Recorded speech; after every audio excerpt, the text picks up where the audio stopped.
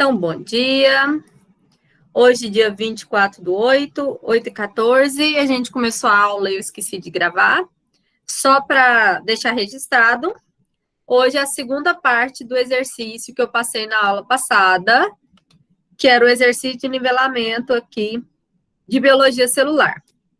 É biologia celular porque entra agora microbiologia e biologia celular no nivelamento. Então, eu tinha passado 5 questões, hoje eu vou passar as outras 5, e depois que vocês fizerem, né, depois que vocês irão postar para mim, essa é a nossa primeira atividade, já. Só para vocês relembrarem, eu mandei, para quem não tem acesso na plataforma, as gravações das 2 aulas que nós já tivemos lá no nosso grupo, mas elas também estão aqui, ó, se você apertar aqui, já aparece a gravação do dia da aula, ok? Então, assim, podem assistir aqui também, quem já tiver acesso. A atividade, ela já está aqui, ó, na semana passada, e eu vou vocês hoje, na aula de hoje, os slides que a gente vai utilizar para a aula de hoje. Então, essa parte aqui principal, ela já está tudo na plataforma certinho. E eu tinha falado para vocês que aqueles alunos que não tiveram aula comigo semestre passado, que eu tinha ensinado algumas técnicas de como estudar, como melhorar o aprendizado. Então, eu coloquei os slides aqui para essas pessoas, tá? Para quem não teve aula comigo semestre passado, que a gente fez uma aula só disso aqui, mas como eu só tenho 2 turmas que não fizeram e as outras todas tiveram, então eu coloquei para vocês só os slides, tá? Então não deixem de olhar, não, porque aqui ela vai ter as dicas das anotações, de estudar na prova, organizar o dia, tá certo? Então, tá aqui na nossa primeira aula nossa, tá aqui, como estudar, tá? Para quem não assistiu, assista, que é importante enfatizar um pouquinho sobre isso. Certinho? Para quem está chegando agora e para quem não foi meu aluno semestre passado. Então, meninos, se vocês tiverem alguma dificuldade para fazer essas 5 questões que já foram passadas, sim ou não? Não. Não? Só para saber, assim, se... Porque essas atividades foi a base do ensino médio, né? De vocês. Então, assim, tem gente que nunca teve biologia. Tem gente que a primeira vez está vendo biologia agora. Tipo assim, todas as matérias biológicas não teve. Tem aluno que fez contabilidade no ensino médio, em vez de fazer o ensino médio normal, então não teve ciências, biologia, e aí tem uma dificuldade maior. Não deixem de perguntar, tá certo? Então, vamos começar. Só uma pergunta. Deixa eu abrir aqui, peraí. Aula passada, eu passei para vocês, falando um pouquinho sobre a história da microbiologia, que a gente falou sobre aeróbicos, anaeróbicos, só para vocês me recordarem que eu estou com microbiologia aqui na UEG, né? Então, às vezes, eu confundo se foi falado. A gente falou um pouquinho da história, que desde a época de Jesus, a gente usou esses slides aqui, não usou? E falou um pouquinho da história, que o pessoal usava chinela mofada contra bactérias, sobre a peste negra. Aí sim. Falou? Ai, que bom. Então, a gente parou aqui. Certinho. De Mariana, de Minas. Fiquem com isso na cabeça, hein? Que eu adoro essa parte desses acidentes microbiológicos. Aqui agora, eu vou passar para vocês. Essa aqui é uma professora minha. Ela fez uns slides só para a gente fechar, porque tem pessoas que estão chegando hoje também. Todo mundo vendo meu slide? Se alguém não estiver vendo, pede socorro. Lembra que eu estou aparecendo em 2 lugares para vocês aí, para quem não estiver me vendo. Então, vai ter um dos lugares que vai estar escrito Elaine apresentando. Aí vai mostrar o slide, tá? Se não estiver vendo, pede socorro, abre o áudio e fala para mim, porque eu não consigo ver o zap, ó, do Meet. Então, olha só. Nós vamos ter, então, todo tipo de micro-organismo, que são aqueles que eu não enxergo a olho nu. E nós vamos ter vários tipos. Engraçado é que quando eu tenho uma bactéria, a bactéria tem um nome bonitinho, tipo assim, bonitinho. Streptococcus aureus, 2 nomes, espécie, ela vai vir gênero mais espécie, ok. O vírus, normalmente, ele sempre vai vir com o nome vírus na frente, ó. Vírus da cachumba, vírus da varíola, rabidovírus, que é o da raiva, vírus da gripe, vírus da herpes, vírus mosaico, vírus da alfafa, bacteriófago, vírus da batata, coronavírus, adenovírus. Normalmente fala para você o que ele é.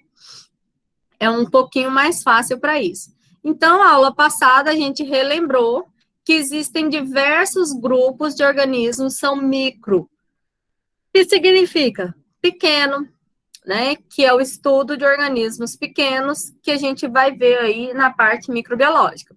E a gente falou dos organismos unicelulares e pluricelulares. Unicelular, que eu tenho uma bactéria só. Ops, uma célula só. Pluricelular, que eu tenho mais de uma célula.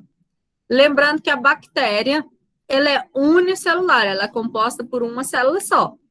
Nós, seres humanos e os vegetais, eles são pluricelulares. Eu tenho muitas células numa folha, muitas células aqui no meu dedo, muitas células em tudo. E aí, nós vamos ter vários grupos que eles vão estar independente do local. Então, a gente vai ter vírus, que em outros locais eles são chamados de viroides e prions. Procariontes, que a gente vai achar aí as bactérias e as arqueobactérias, que na verdade são as cianobactérias, que a gente vai ver. E os eucariotos, que somos nós, né? Animal, vegetal, fungo e protozoários. Só para relembrar, eu falei isso aqui na aula passada, né? Procarionte, ele não tem a membraninha que circula lá o DNA, ele não tem a carioteca, a membrana nuclear. Os eucariontes têm. Normalmente, a divisão mitótica e meiótica, né, a mitose e meiose, a bactéria ela não passa por ela. Como que vira uma nova bactéria? Por bipartição. Tira um pedacinho e vira outra, tira um pedacinho e vira outra. Pega um pedaço de cá, vira outra. Já a eucariótica não é assim. As organelas, né? Que lembra que na célula animal eu vou ter lá uma responsável pela respiração, mitocôndria, responsável pela digestão. Aí a gente vai ter lá complexo de Golgi, ribossomos, responsável pela síntese de proteína. Na procarionte, na célula bacteriana, eu não vou ter. O ribossomo, sim, porque eu preciso de produzir proteína, senão minha bactéria não vai para frente. Né? Então, a gente vai ter aí uma grande quantidade de ribossomos, tanto nas duas. E parede celular, eu vou ter parede celular na procariótica, que é a bactéria, e vou ter parede celular na célula vegetal, que é o que ajuda a minha planta a não morrer caso eu esqueça e coloque muita água nela, não deixa com que aquela planta morra por isso. Quando a gente for falar de vírus, que aqui ele já vai começar por vírus, é só uma apresentação geral de cada um deles. Só para a gente lembrar que vírus, uma das perguntas da aula passada, ele não entra em nenhum dos 5 reinos. Por que ele não entra? Porque o vírus, ele não é definido como ser vivo. Por que ele não é definido como ser vivo? Porque ele não tem célula. Vírus, ele é um ser acelular. Como ele é acelular, ele não tem célula, então ele não tem metabolismo próprio. Se vocês errarem isso na prova, eu bato, eu saio dando voadeira virtual em vocês, tá? Vírus não é considerado ser vivo porque ele não tem célula, ele não tem metabolismo próprio.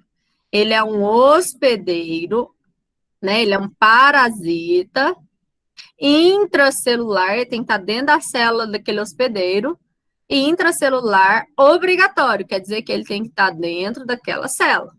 E aí esse vírus, ele vai estar ali porque ele tem uma cápsula que vai interagir, né, entre o vírus e a célula do hospedeiro. O vírus, ele tem um capsídeo que vai proteger todo o material genético, tá aqui embaixo, ó. O DNA tá aqui, todo bonitinho, e ele vai proteger aqui o material genético até com que ele entre dentro da célula. Quando a gente chama de vírion, é porque é uma partícula desse vírus que vai entrar na célula. Então, pode ser um DNA, um RNA, uma proteína, algo que entre naquela célula para fazer algo. Então, por exemplo, quando a gente entrar em vacinas da Covid, vamos ver lá que eles falam assim, a Coronavac quase não dá reação. Por que ela quase não dá reação? Porque ela tem o vírion morto. Como assim, professora? É o vírus morto que é colocado, né, na vacina e ele é inserido numa pessoa e a pessoa começa a produzir anticorpos contra aquele organismo estranho, mas ele já é inativo. Beleza. A AstraZeneca, professora do céu, quase morreu também. Semana passada eu passei ruim, vocês viram. Por quê? Porque a AstraZeneca, ela tem o RNA mensageiro aqui, ó, a proteína produzida pelo vírus é colocada na vacina e a vacina é aplicada na gente. E aí a gente tem uma parte dela. Deixa eu mostrar para vocês aqui o tanto que é interessante para vocês entenderem. Peraí, farmácia UEG. Deixa eu mostrar para vocês o tanto que é interessante essa parte para vocês entenderem quando a pessoa fala que deu reação, que não deu. Eu queria achar. Deixa eu ver aqui, farmacologia.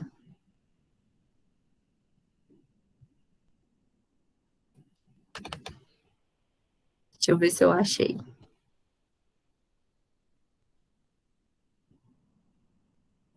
Olha só. A vacina, ela pode ter o vírus inativado, como é o caso da Sinovac, né, da Coronavac.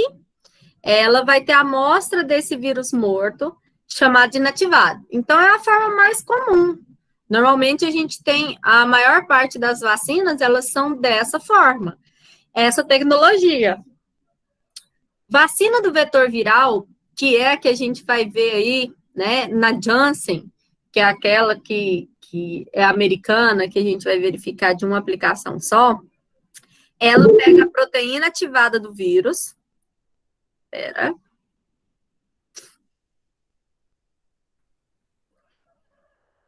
Ela vai pegar a proteína inativada do vírus, vai modificar essa proteína no laboratório, faz com que esse vírus não possa se multiplicar dentro do corpo humano. E aí o vírus, né, ele vai ser aplicado e o corpo vai dar uma resposta contra aquele vírus produzindo anticorpo. Então, essa é do vetor viral, que a gente vê na Janssen, que normalmente ela é aí de uma aplicação e tal. Vacina genética, que é essa que a gente vai achar na Pfizer, na Moderna, na BioNTech, né? Então, a gente vai ver da Pfizer e da AstraZeneca, a gente vai ver que elas inserem o ácido nucleico. O que é isso? O DNA ou RNA do vírus, que vai gerar a produção voluntária do nosso organismo. Então, já coloca direto o DNA ou o RNA do vírus com as proteínas que eles estão produzindo, e aí já vem para o nosso corpo reagir, certo? E a vacina proteica, que é a da Novavax, que normalmente ela não está aqui no Brasil, está nos Estados Unidos, que é feita com um pedacinho do vírus, fragmentos, que quando eles são isolados, são colocados no nosso corpo para que ela consiga uma imunização diferente. Então, essas aqui são as principais usadas no Brasil, mas tem uns 12 tipos diferentes hoje sendo produzidas aí no mundo, tá? Então, tem muita coisa. Vocês já tinham visto falar disso?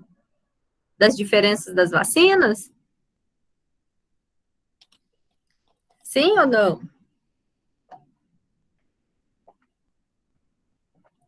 Aí alguém me perguntou na aula de ontem, perguntaram assim, professora, por que que os idosos não têm reação e o novinho tem? O que que vocês acham? Pensa aí comigo. Professora, por que que uma menina de 20 anos tomou, teve uma reação daquelas, minha mãe que tem 90 anos tomou e não teve reação?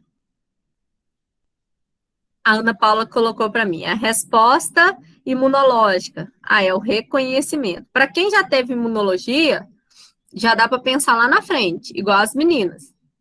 Vamos pensar.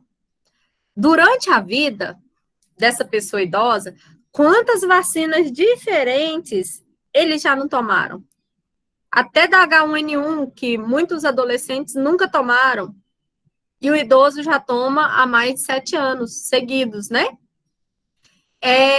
A parte do reconhecimento dessa resposta imunológica, que é o corpo produzir o anticorpo contra aquele vírus, porque a vacina a gente não pode confundir, presta atenção, que é uma das perguntas de hoje, tá?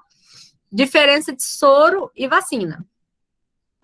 Vacina é quando eu pego o vírus, ou ele morto, ou um pedacinho dele, ou ele atenuado, que significa mais fraco. Eu pego aquele vírus, ou a bactéria, tá? Porque tem também aí da raiva. Raiva é bactéria. E entre as outras. Então, o que que acontece? A vacina do tétano, né? Clostridium tetani. Também é do mesmo estilo. Eu pego o vírus ou a bactéria e eu vou aplicar ele ou atenuado ou morto, ou a proteína dele, para que meu corpo tenha um receptor e reconheça aquele indivíduo. Meu corpo vai chegar e falar, quem é você? Você não é daqui. Então, eu vou tentar te tirar daqui. Aí, o que que ele vai fazer? Ele vai tentar produzir os anticorpos, vai produzir um monte de soldadinho para mandar esse vírus embora. Só que como a quantidade do vírus da vacina é muito pouca, ele não vai fazer mal para o meu organismo. Então, o que que vai acontecer? Eu tomo, meu organismo vai produzir aquele tanto de anticorpo e vai ficar ali. Aí, o que que acontece? Existe uma coisa da vacina que chama memória imunológica. Presta atenção nisso, ó. Memória imunológica. O que é a memória imunológica? É a memória que meu anticorpo tem de quem me fez mal. Então, por exemplo, vamos fazer um exemplo aí de pessoas. Ó, você está andando na rua, vem uma pessoa e te xinga. Você nem olhou para a cara direito, continua andando, não olhou e tal. Beleza, passou direto. Se essa pessoa passa perto de você o outro dia, será que você a reconhece se você mal olhou para a cara dela? Ela quase não fez estrago, né? Então, às vezes, você nem sabe quem é, às vezes você vira até amigo dessa pessoa que te xingou. Beleza. Outro dia, você está andando na rua, vem uma pessoa e vai te assaltar. Essa pessoa estava sem máscara, você olha bem para a cara dela e você não esquece mais daquele rosto. Você vai passar a andar e vai prestar atenção nas pessoas que são parecidas com essa pessoa que te fez mal. Com o passar do tempo, muda uma coisa, muda outra, você pode até esquecer, certo? Mas você tem uma memóriazinha do que te fez mal. A vacina é da mesma forma, né? Os anticorpos que estão ali dentro, ele tem um esquema chamado chave e fechadura, vocês vão aprender na imunologia, onde a chave só entra na fechadura correta. Então, o anticorpo só é produzido para aquela vacina, o anticorpo só é produzido para aquele vírus específico. Aí, o que que acontece? Aquele vírus tentou entrar ali, produziu, tem vírus que a memória é para sempre. Então, é aquela coisa assim, o primeiro amor a gente nunca esquece. Para sempre você lembra. Beleza. Então, esse é aquela que a memória imunológica é muito igual a cachumba, a catapora. A catapora, ela é uma doença que o sistema imunológico, ele tem uma memória que você vai lembrar para sempre. Então, você só pega ela uma vez. Tem vacina que você toma ela somente uma vez. Por que isso? Porque você vai ter um sistema imunológico que você vai, lembrar sempre disso. Agora, eu tenho vacinas que elas são tomadas de 10 em 10 anos, né? Como, por exemplo, a do tétano. Ela é tomada de 10 em 10 anos, como a da febre amarela. É tomada de 10 em 10 anos, porque o vírus, ela tem em torno, o tétano não é vírus, tá? Mas ele tem em torno de uma memória de 10 a 12 anos. Então, de 10 em 10 anos é aconselhado você ir lá e tomar, porque já está esquecendo.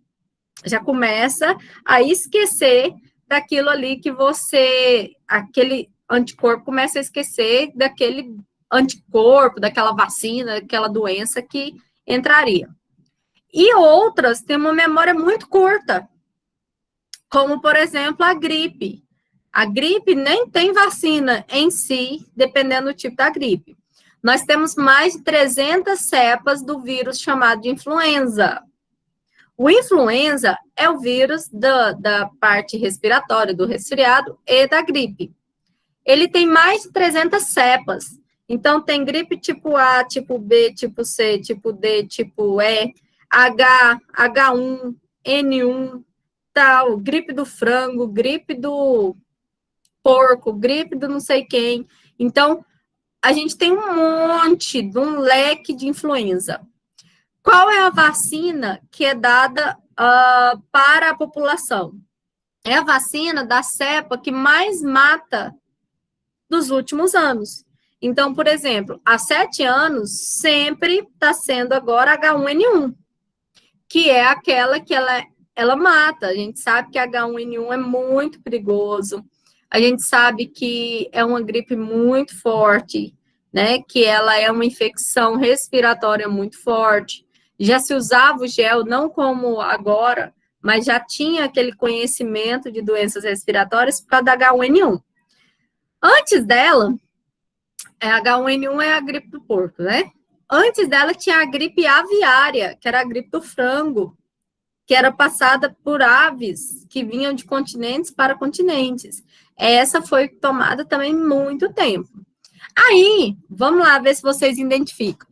Seu avô ou seus pais vai lá e toma a vacina hoje da H1N1. Semana que vem ele gripou. O que seu avô fala? O que vai falar? Ele gripou. Semana que vem. Ele não vai falar que... Eu falo. A vacina não presta. O governo deu essa vacina porque ele quer matar a gente para não pagar aposentadoria. Normalmente a gente escuta isso lá no postinho, né? O governo faz os trem que não presta porque eu tô gripado. Não. Mas olha só, gente. H1N1 é um vírus. O anticorpo que foi produzido para a vacina é contra aquele que mais mata. A gripe que você teve, que ele teve uma semana depois, pode ser gripe do tipo A, B, C, D, E, F, G, os 300 tipos. Então, possivelmente, aquela gripe que ele teve após a vacina não é da H1N1. É uma gripe normal desse tempo de agosto, de setembro, né? Que é o tempo de doenças respiratórias, por causa da secura e da mudança de temperatura. De manhã tá frio, à noite esquenta, ou à tarde esquenta, à noite faz frio, e aí vai, né? E aí a gente vai ver que a memória imunológica ela é específica. Então, ela chama de especificidade. Aí eu faço uma pergunta aqui, deixa eu ver. Vou pensar. Eu tenho aí um feriado vindo, não sei qual, 7 de setembro. 7 de setembro vai chegar, nossa, vai dar bem na nossa aula. Pera, deixa eu ver. Vai dar na terça-feira. Olha só, vou perder vocês, porque que não dá no dia da outra aula. Será que vai emendar? Dia 6? Será? Eu acho que é porque vai dar numa terça, né? Eu acho que eles emendam a segunda e depois tem que reposição. Vamos ver, né? Então, nossa aula daqui 2 semanas não tem que é feriado. Então, vamos dar um exemplo da nossa aula. Deixa eu ver quem. A Juliana. A Ju resolve ir para Pirinópolis. Passar o feriado do 7 de setembro. Feriadão, prolongado, esquema, né? Tá. Aí, o que acontece? A Thaísa vem e fala assim, Ju, cuidado, lá em Pirinópolis está tendo um surto de febre amarela. Febre amarela tem urbana e tem silvestre, né? Que é aquela dos animais que vivem no meio urbano e tem aquela também dos animais que vivem normalmente na floresta, etc. Não vai, Juliana, porque senão você vai ficar doente, o povo está morrendo. Apareceu uns 2 macacos mortos, e quando um macaco aparece morto, é porque a doença já está lá. O macaco não passa para o ser humano, não, mas ele mostra que já tem a doença lá. Aí a Ju fala, não, mas eu tenho que ir, porque já tem uns esquemas de massa lá para a gente ir para as cachoeiras e tal. Aí a Juliana fala assim, como hoje é dia 24, eu vou tomar a vacina da febre amarela lá na Ozego, porque aí quando for daqui 2 semanas, eu estou imunizada. Aí a Ju pensou certinho. Beleza. Foi lá amanhã, tomou. Tem risco da Juliana pegar a febre amarela se ela tomar a vacina amanhã? Não. Porque já vai ser produzido em torno de 7 dias, já vai ter passado aquele período, já vai ter o reconhecimento. Então, quando a febre amarela chegar de verdade, os anticorpos já falam que você não entra. Beleza. Mas vamos dar um exemplo. A Ju, na última hora, vai lá e chama a Letícia para ir junto. 2 dias antes. Letícia, vamos para Pirinópolis, tem uma vaga no apartamento que a gente alugou. No apartamento em Pirinópolis não deu certo, não. Na casa que a gente alugou. Aí tá. Beleza. Letícia fala, mas e a febre amarela? Não, vai lá e toma a vacina. A Letícia foi lá na sexta-feira, tomou a vacina e foi embora com a Juliana. Qual que é o risco da Letícia ficar doente, gente? Me responde. Pensa aí comigo na historinha. É alto, né? Você acha que é alto normal ou é mais alto porque ela tomou a vacina? Mais alto porque ela tomou a vacina. Gente, tem estudo que comprova, tá? Que quando você toma a vacina, a carga viral já tá ali. E se naquele período onde você ainda não tem imunidade, daqueles próximos dias, 5 a 7 dias, até seu organismo produzir o anticorpo, e você pega aquela doença, o risco de você ter uma doença que venha mais forte, com maior risco para a sua vida, é muito maior. Por isso que você não toma a vacina do H1N1 gripado, por isso que você não pode tomar a vacina da H1N1 com 14 dias que você tomou a da Covid. Você não pode tomar a da Covid porque você tomou a da H1N1 em menos de 10 dias, porque você já... Se você já deu Covid, você tem que esperar 30 dias para tomar a vacina do Covid. Precisa. Por quê? Porque o vírus já está no seu organismo. Se você toma mais um pouco daquele vírus, por mais que ele seja atenuado, o seu organismo vai ter que produzir muito mais anticorpos. E aí, se seu sistema imunológico estiver muito baixo, seu anticorpo está muito pouco, o risco de você ficar doente vai ser gigante, né? Então, esse risco é o maior problema. É o que a gente vai verificar aí de maior problema. Então, assim, você quer vacinar, você quer viajar para o 7 de setembro? Vai lá e vacina hoje. Ah, professora, fui fazer uma cirurgia no meu nariz, porque o meu nariz é torto. Vou fazer o desvio de septo. Beleza. Doutor Samuel falou assim que é para eu tomar uma antitetânica. Por quê, professora? Por quê, gente? Quando você vai fazer uma cirurgia eletiva, você normalmente tem que tomar uma vacina antitetânica. Quem sabe? Para não correr o risco da tétano. Isso, para não correr o risco do tétano. Mas por que da cirurgia?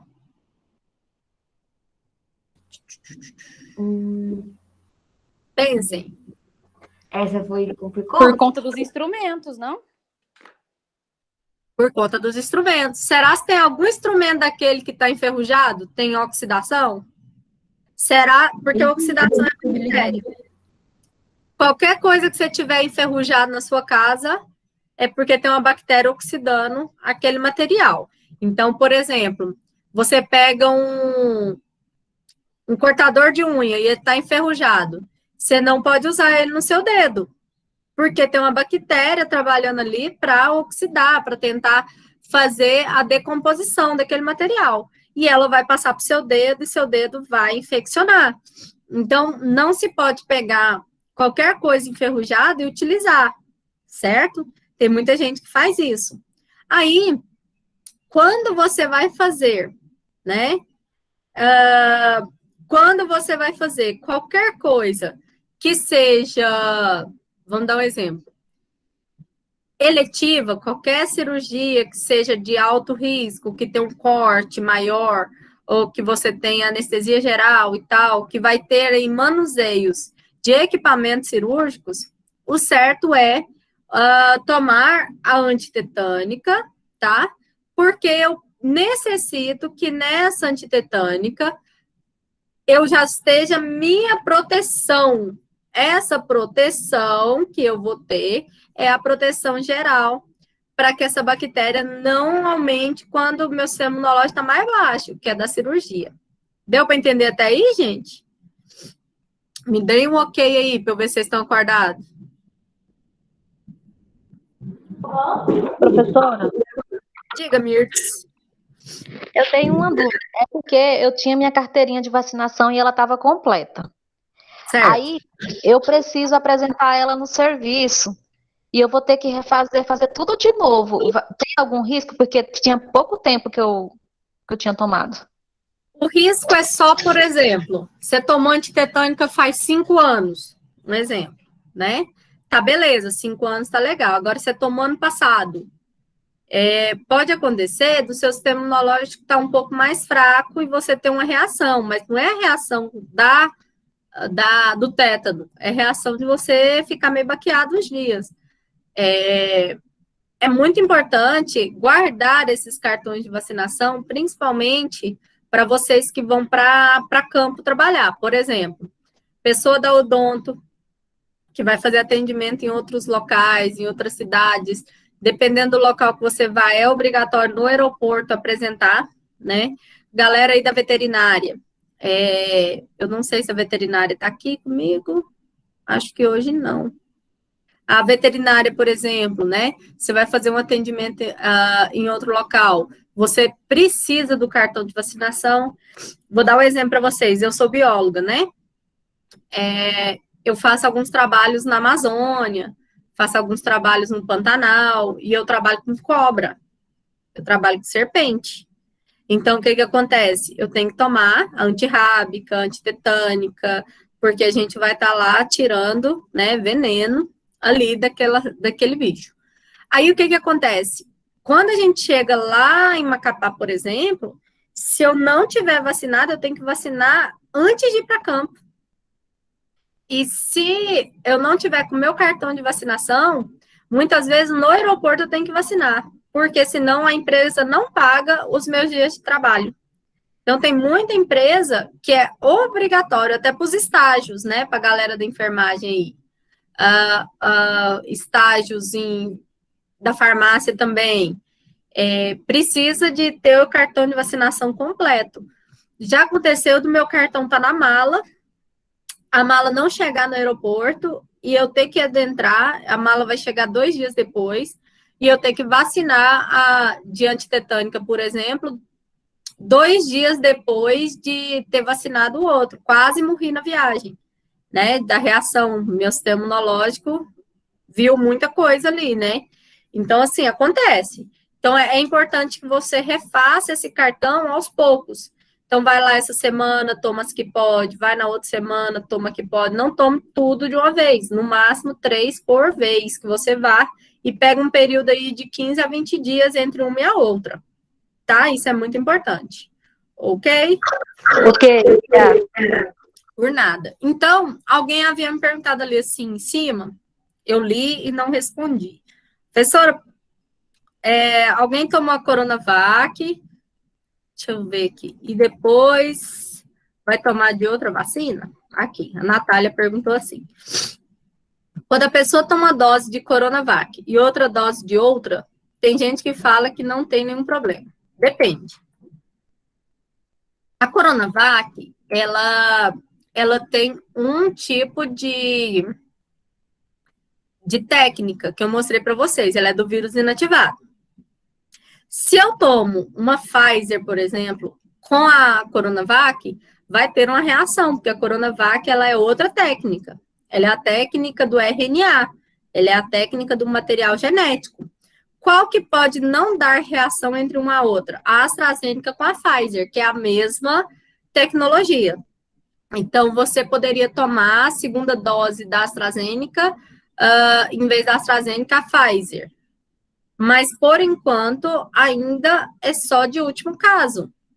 Não se sabe as coisas a longo prazo, né? Só ano que vem que vai ter um estudo que vai falar assim, você teve reação com isso? Vamos fazer seu exame de sangue para ver se o anticorpo tá beleza. Porque, possivelmente, a COVID vai ser uma doença sazonal. O que é isso? Todo ano ela vai estar aí. Ela nunca vai embora, igual a H1N1.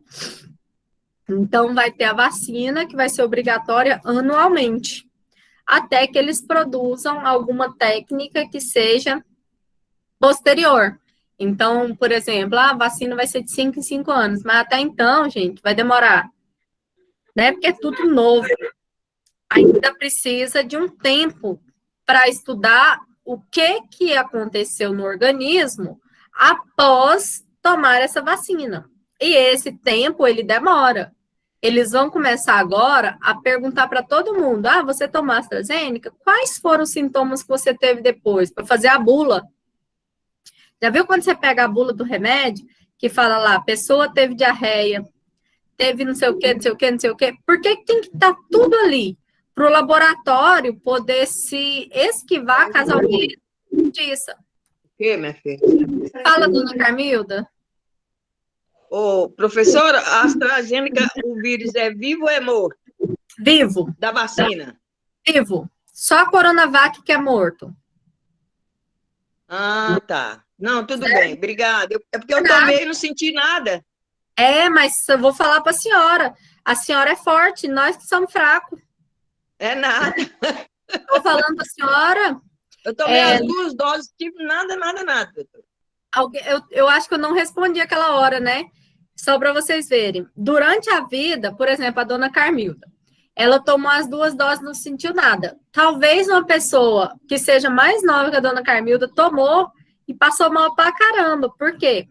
Porque a resposta imunológica do corpo dela já tomou tanta coisa, né, em vista da gente. Eu vou fazer meus 40. Eu vou ter muito menos reação do que, por exemplo, o Aleph, que é novinho.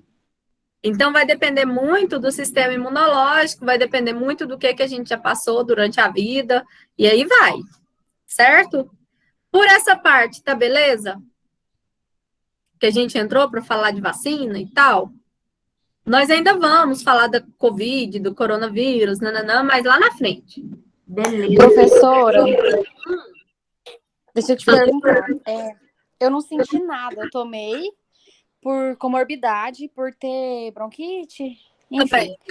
E aí eu tomei, né? A primeira dose, não senti nada, e a segunda dose também não senti. Aí a senhora falando agora de questão da imunidade, eu lembrei que eu tô fazendo um tratamento para imunidade. Será que foi por isso que eu não senti? Com certeza. Com certeza, ainda mais quem tem comorbidade. Só para você ver, a maior parte das pessoas sentiram na primeira dose.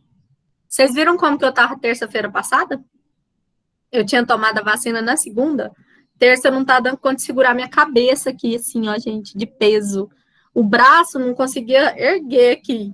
Então, assim, estava ruim. Então, vai depender muito do sistema imunológico, né? Se seu sistema imunológico, por exemplo, você tem vitamina D, que é muito importante. para o organismo. Acho que todo mundo aqui que se fizer um exame de vitamina D tá baixa.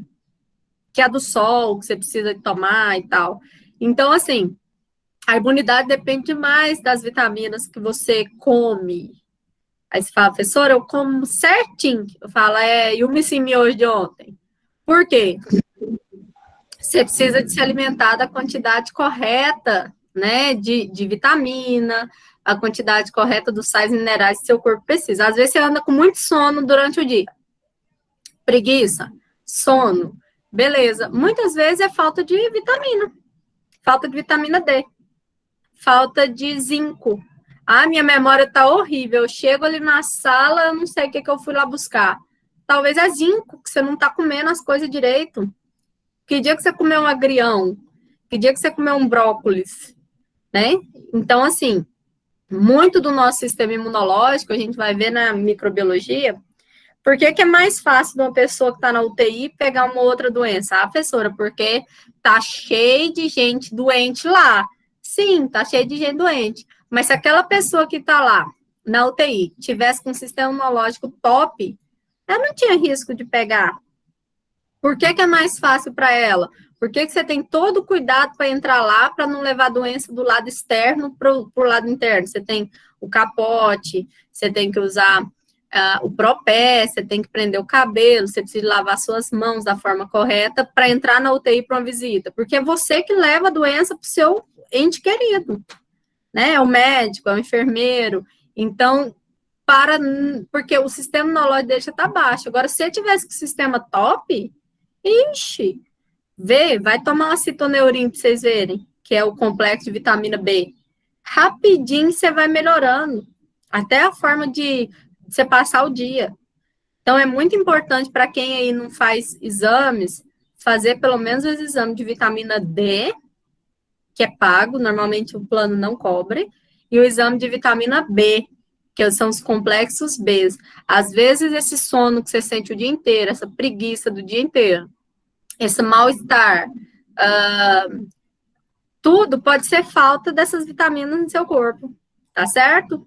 Vocês vão aprender isso lá em outras disciplinas. Bora voltar. Então, nós temos esses vírus, né, que são ou DNA, como a gente viu aí na vacina da AstraZeneca, ou a proteína, como a gente viu aí em outras vacinas, ou a parte viral. E aí o vírus é muito interessante, porque o vírus, ele não é um parasita intracelular obrigatório. Olha só o tanto que ele é esperto.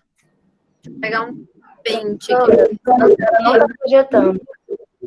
Foi mal. Obrigada. Gente, é que eu tenho ódio desse negócio de efeito do infinito, do espelho do infinito. Quer ver? Olha só.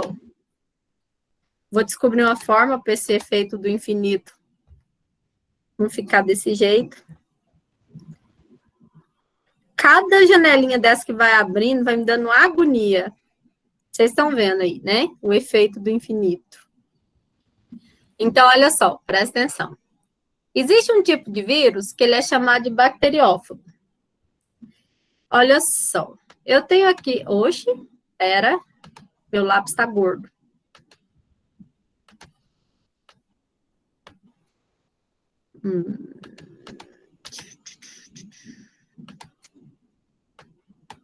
Oxe. Deixa eu descobrir aqui por que está espesso desse tanto. Deixa eu pegar um lápis.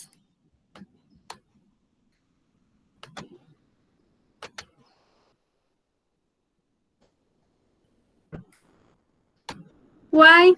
Deve ser por causa em cima, professor, exibição 3D, né, não? Não sei, menina. Vamos ver. Todo dia tava dando certo, agora ele não quer mais dar. Embaixo aí tá 225%. Tenta diminuir ele.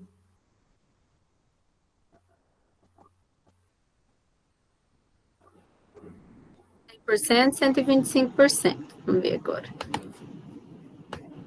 Obrigada! Agora deu certo. Então, olha só. Valeu. Eu tenho aqui uma célula animal bonitinha, com núcleo. Eu tenho que indicar uma célula de uma bactéria com cápsula. Lembrando que o DNA da bactéria ele é espalhado, né? DNA, o RNA, o material genético. Ele é espalhado em todo o citoplasma porque ele não tem a membranazinha chamada carioteca, que ele é um procarionte. Beleza. Já na célula animal, eu tenho aqui a carioteca, bonitinha, e meu material genético todo dentro da célula. Lembra que o vírus é um parasita obrigatório, de célula, intracelular obrigatório. O vírus vai entrar no corpo. Ele tem a chance de escolher entre as bactérias do seu corpo, porque você tem bactéria na boca, no intestino, em todo quanto é lugar. Ou ele tem a chance de escolher uma célula animal. Qual das duas que vocês acham que ele vai escolher? Escreve para mim no chat. Quem que vocês acham que ele vai escolher? A célula bacteriana para ele entrar primeiro ou a animal para ele entrar primeiro? Pode escrever, gente. Ele chegou e falou, opa, nham, nham, nham, nham. Muita célula para mim, qual que eu quero primeiro? Vou escolher meu cardápio dentro do corpo. E ele vai começar a escolher o cardápio dele. Beleza. Então, a maioria de vocês colocou que é na célula animal. O vírus chegou aqui, tem a célula animal e a célula vegetal. Olha só uma coisa, tanto que o vírus é esperto. Ele vai olhar aqui e falar, essa célula se divide como? Ela tem que dividir em mitose e ela divide em meiose. Quanto tempo demora a mitose? A mitose passa pela fase da intérfase, que demora em torno de 22 horas. E quando ela chega na fase da mitose, ela demora em torno de 6 horas. Então, quer dizer que para essa célula aqui multiplicar, ela vai demorar em torno de 24 horas a 26 horas. Quer dizer que ela demora um dia para multiplicar. Beleza, isso é o vírus pensando, né? Aí o vírus vem aqui na bactéria. Bactéria, como que você divide? Eu divido por bipartição. Tirei esse pedacinho, virou outra. Tirei esse pedacinho, virou outra. Tirei esse, virou uma outra. Tirei esse, já tem uma nova. Virei esse, mais uma. E essa? Aqui tem mais outra. Cada pedacinho da bactéria que você retirar, vira outra, porque ele é por bipartição. Partiu, multiplicou. Porque ele tem DNA espalhado em toda a parte do citoplasma. Quanto tempo pode demorar uma divisão aqui? Pode acontecer da bactéria dividir em 10 segundos, dependendo da bactéria. Em 10 segundos, em 20, ela transformou em 2, em 4, em 6, em 12, em 60 e tanto, em 1000. Beleza, o vírus já sabe disso aqui, porque ele é esperto. E agora, o que vocês me respondem? Qual que ele vai escolher para entrar? Primeiro, é lógico que ele vai entrar no animal, só que ele é muito esperto. Ele vai vir primeiro na bactéria, aí ele vai querer, já que ele está na bactéria, multiplica um monte com a bactéria para depois vir aqui para animal. Isso é o vírus bacteriófago. Ele vai escolher entrar primeiro na bactéria para se multiplicar muito, para depois ele vir e se multiplicar na animal. Deu para entender isso, gente? Deixa eu mostrar como que ele faz.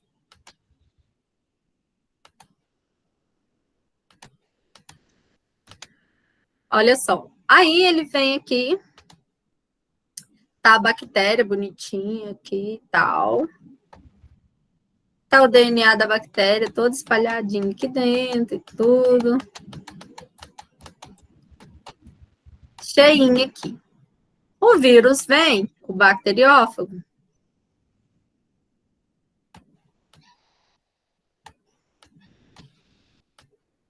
E ele vai pegar e vai injetar o material genético dele dentro da minha célula.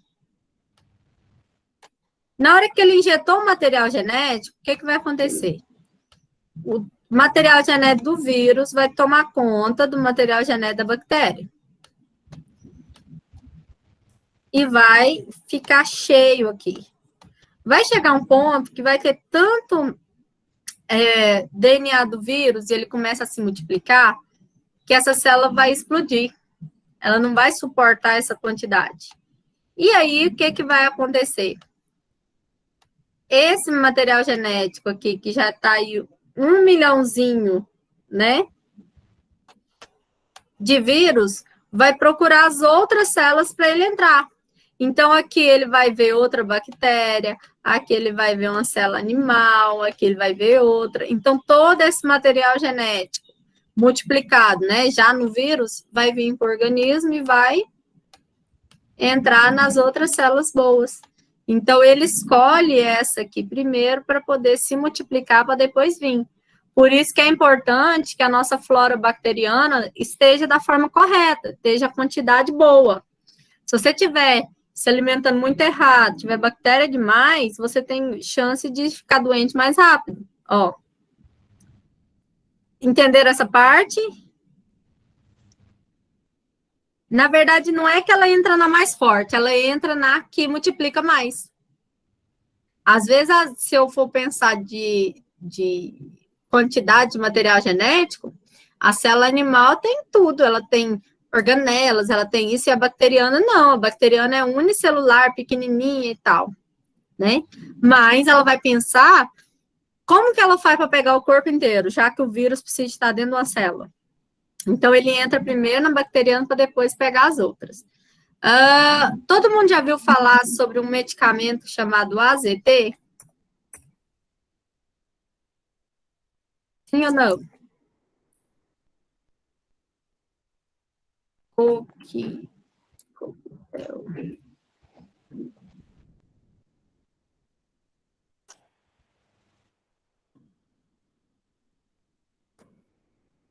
Coquetel de medicamentos. Ninguém?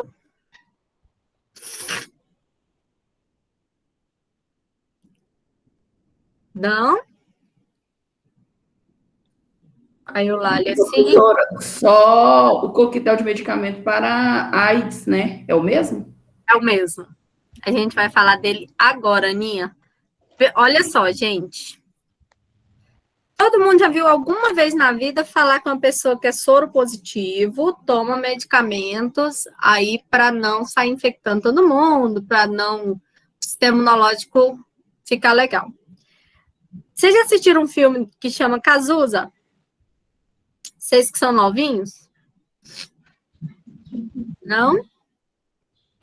Cazuza foi um cantor brasileiro que era da banda dos Barões Vermelhos, Barão Vermelho, que canta muita música legal, muita coisa legal. E o Cazuza, ele era o cara que era o... Como fala, gente? Quando é o cara da banda que canta? Esqueci o nome. Ele era o cara que... Obrigada, Ailton, obrigada, meninos. Então, ele era o vocalista e ele era um cara, assim, excepcional. Um moleque, um menino. E cantava demais, gente. Ele canta aquelas músicas hoje atuais do Brasil aí, O Tempo Não Para, tem muita música massa dele. E aí o Cazuza seguiu carreira solo um tempo e ele morreu de AIDS.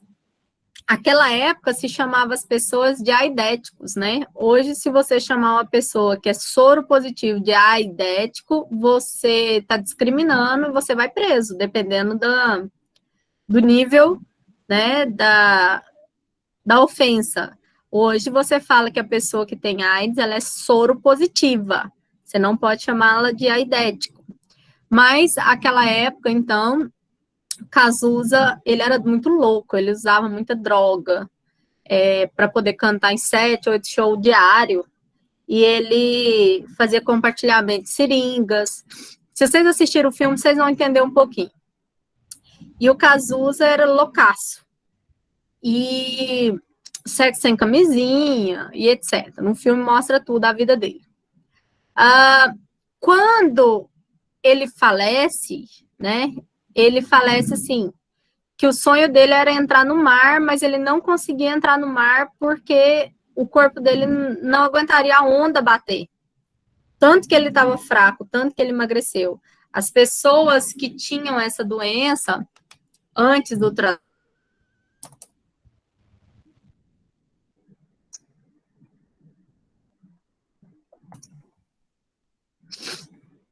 as pessoas que faziam esse tratamento, elas decaíam muito. Olha o jeito que ele era, olha o jeito que ele faleceu. Né? As pessoas, ela emagrecia, ela já não conseguia andar, ela já não conseguia desenvolver. Ele foi decaindo até um certo ponto que ele não conseguia andar mais sozinho. No filme, né, esse ator aqui, que é o Daniel de Oliveira, ele faz ele muito bem, ele emagreceu 27 quilos para fazer a cena final do filme, ó. Esse é o Cazuza de verdade. E aí, quando ele morre, já estava aí vários estudos para tentar demonstrar, né, que a AIDS, ela poderia ser evitada. Eu não tenho ainda a cura, a gente vai falar do que apareceu essa semana, né? Ela ainda não tem a cura, mas eu posso verificar hoje que a pessoa tem uma vida mais saudável, que uma pessoa que é soro positivo consegue viver ao seu lado sem que você saiba que ela é soro positivo. Na verdade, Patrícia, sempre foi SIDA, a vida inteira. O que é SIDA? A AIDS é a síndrome da imunodeficiência adquirida. Então, eles pegaram aqui o primeiro S, I da imunidade, né, da imunodeficiência, o D, e a adquirida. Então, sempre ela foi SIDA. Sempre. Desde que eu me entendo por gente, que eu estudo essa parte, era chamado SIDA, tá? Aí, SIDA ou AIDS são utilizados no dia a dia para falar. Por que a AIDS, ela também é chamada de HIV? HIV porque é a síndrome da imunodeficiência humana. Tem várias síndromes da imunodeficiência humana. Como, por exemplo, a herpes é considerada uma síndrome da imunodeficiência humana, porque ela não tem cura e ela vai ficar no corpo ali até um dia, a pessoa o sistema imunológico cair, ela vai aparecer. Mas a AIDS, ninguém nasce com AIDS, ninguém. Nenhuma criança nasce com AIDS. A AIDS, ela é adquirida, porque a pessoa pega na hora do parto. Então, na hora que a criança entra em contato com o sangue da mãe, na hora do parto, que ela vai pegar. Então, hoje já tem vários tratamentos, tem o parto empelicado, né? Onde se retira a placenta bonitinha, só para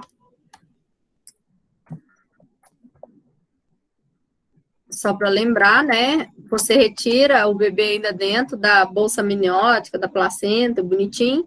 É lavado esse sangue que está aqui, e após o momento que esse sangue foi lavado, que se estoura e a criança nasce. Então, a chance dele ter AIDS, de ter o contato com a mãe, é mínima. Isso para crianças que fazem o parto cesáreo, que a mãe fez pré-natal. Agora, é muito comum aquela mãe que não fez nada, um usuário de droga, por exemplo, que é soro positivo, ela não faz isso certinho e vai ter um parto normal na rua. Então, a chance dessa criança ter contato e pegar é enorme. Então, o adquirido aqui é por isso. Ninguém nasce com AIDS, certo? Ele adquire a partir do momento do parto para o resto da vida aí. Então, o que é o AZT? AZT é um coquetel de medicamentos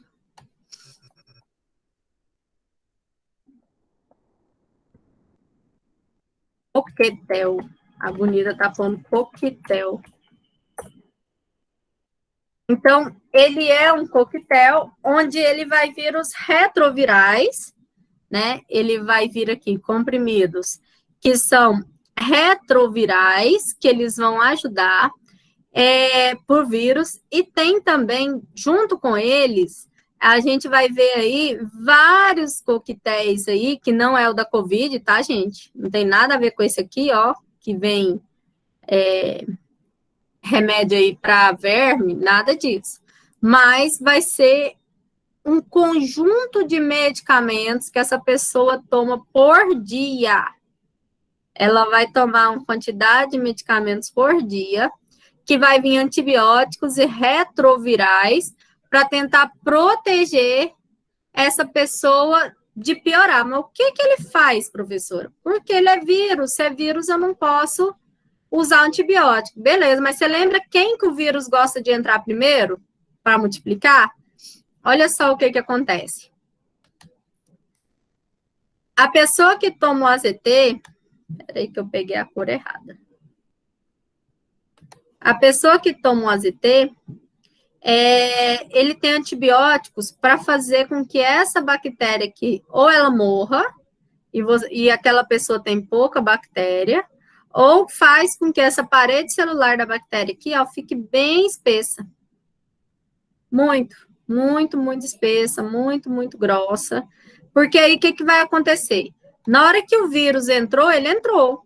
Mas aí, essa parte aqui, onde a bactéria não suporta e ela rompe, que ocorre a lise da bactéria, isso aqui não vai acontecer fácil. Então, o vírus fica todinho armazenado dentro dessa célula bacteriana. Ele vai ficar armazenado aqui dentro. E aí, não tem o risco de sair para o corpo inteiro, para ir aqui para células boas. Ah, professora, mas o cara está tomando tanto tempo, por isso que ele está vivendo bem. Você olha para ele, você não vê que ele tem. Aí o governo veio e não deu medicamento de alto custo para essa pessoa não teve dinheiro. Essa parede aqui vai diminuindo com o passar do mês, 2 meses, 3 meses. Aí ele ficou 2 meses sem o medicamento. O que aconteceu? Estourou. O vírus vai para onde? Para células boas. Então, assim, o coquetel, ele tem tanto o antiviral, só que não mata, né? A gente ainda não tem o vírus da bactéria, ou a gente ainda não tem a vacina para o vírus, mas a gente tem aí esses medicamentos para a bactéria, né? Ellen, alguns entram primeiro na bactéria, porque sabem, principalmente chamados de bacteriófagos. A maioria, mas não tem sempre. Essa palavra sempre em microbiologia, se aparecer numa prova, por exemplo, você sabe que está errado. Por quê? A maioria deles, eles vão ver como é que está o organismo, que lugar do organismo que está. Está lá no intestino, tem mais bactéria ou célula tal? Então, ele vai escolher a bactéria. Ah, não, mas está num lugar onde tem pouca bactéria. Ele vai escolher célula animal. Mas, né, é o bacteriófago, que é esse que a gente está falando aí da AIDS, principalmente eles vão preferir a bactéria. O nome já fala, bacteriófago, certo? Dona Carmilda, pergunte. Professora, falando a Paula que ergueu a mão. Tem as duas com a mão erguida. Professora, eu quero só saber como que acontece as doenças oportunistas no vírus de uma pessoa que tem a AIDS, porque já, como a senhora mostrou, se os antibióticos já formam essa película nas células, como que as outras, então, conseguem sobreviver? Na verdade, Ana Paula, é porque, como a AIDS é a síndrome da imunodeficiência, pensa bem, seu sistema imunológico não está funcionando ali.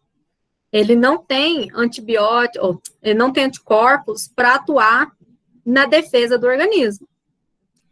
Qualquer coisa, uma infecção com nematóide, uma infecção com um vírus de outra parte, por exemplo, da gripe, um vírus como a catapora, um vírus de outra doença que não precisa de ser especificadamente de bactéria, né? Porque a gente sabe que o AZT, ele tem antibiótico. Mas e se vir um vírus? Tem um retroviral. Nem todos estão vacinados, nem todos estão daquele jeito. O sistema imunológico está muito baixo. Não é que ele vai proteger 100% com a pessoa que toma o AZT, mas ele vai evitar que ocorra a transcriptase reversa. O que é isso? A gente vai aprender quando entrar lá nas doenças. É quando ele transforma um RNA mensageiro num DNA viral. Então, o que vai acontecer? Eu vou ter grande chance de ter mais vírus desse no meu corpo multiplicado.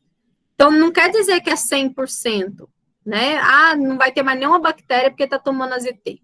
Não, vai ter, só que elas vão ficar mais fracas. A chance dessa pessoa sobreviver mais tempo é enorme. Mas ele não está protegido, ele não tem anticorpo, certo? Então, normalmente a pessoa morre de pneumonia, gripe, a pessoa que é soro positivo. Eu vi um caso semana, deixa eu ver, em junho, eu fui ao hospital para fazer exame de rotina, tinha lá uma pessoa chorando e tal. A pessoa da família dele morreu com AIDS, mas porque deu infecção no pé, na unha. Então, possivelmente, uma bactéria aí, primeiro eles amputaram, a pessoa tinha diabetes também, primeiro eles amputaram e depois deu infecção generalizada. Então, assim, é bem complicado. Mas, assim, o AZT hoje é um ganho.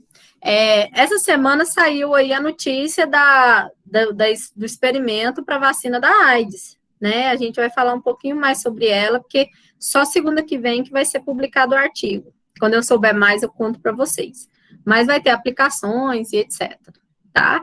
Dona Carmilda, a senhora quer perguntar? Eu perguntar, a senhora falou aí que a síndrome do quê? Da AIDS? Imunodeficiência adquirida, tá aqui de azulzinho, ó. A senhora não dá conta de ver o chat, né? Síndrome da imunodeficiência adquirida. Tá bom? Tá bom, tá bom. Aí, pessoal, uma coisa também interessante. A menina tá andando na rua sozinha, tal, veio o cara e a estuprou. Vai lá fazer o corpo de delito, vai lá para determinado local, vai lá para o hospital, e aí vocês já viram falar que aquela menina vítima de abuso sexual e tal, ela teve que tomar o coquetel? Vocês já escutaram isso ou não? Lá no hospital, toda vez que acontece isso, tem que tomar, fazer uma série de coisas. Isso, dona Carmilda. Para quem é da área da saúde, atua aí na linha de frente, tanto o farmacêutico, quando ele vai fazer incisões, aqueles que trabalham com infusão de sangue, tem muito farmacêutico especializado aí na área de transfusão, assim como os enfermeiros, que a gente vai ver que é a principal linha de frente, assim como médicos e etc. Quando ocorre um acidente com pérfuro cortantes de alguém que possivelmente é soro positivo, aquele profissional de saúde, ele entra em quarentena, ele toma o AZT e ele entra em quarentena. Por quê? Vou dar um exemplo para vocês no episódio do House. Vocês devem assistir aí alguma vez na vida. A médica chega para atender um paciente que estava com icterícia. Na hora que ela chega, esse paciente dá um colapso e ele cospe sangue no olho dela. E aí, quando eles fazem os exames, descobre que ele era soro positivo. E aí ela vai, toma o medicamento, né, o coquetel, para tentar evitar com que o vírus adentrasse o corpo, evitar com que ocorresse essa disseminação. Mas ela teve que ficar 40 dias sendo monitorada semanalmente para ver se mudou, se não é uma janela imunológica, repetir o exame de 3 em 3 meses para ver se não está na janela, para ver se pegou ou não. Para vocês aí da enfermagem, um cuidado maior, porque você não sabe aquele paciente que você está manuseando. Eu mesma conheço um monte que para pegar uma veia, o técnico em si, né, para pegar uma veia, rasga a luva e vem aqui e tal para fazer. Tá em contato direto. Se fosse para rasgar a luva já vinha rasgada para você.